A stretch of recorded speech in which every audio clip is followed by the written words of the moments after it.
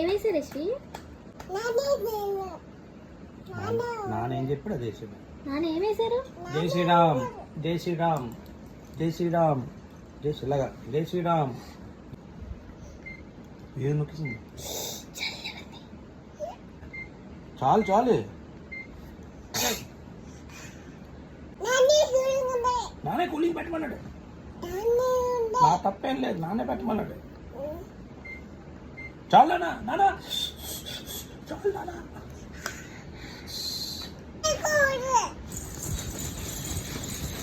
స్నానం చేస్తావా? వద్దా? పద స్నానంకి వెళ్దాం.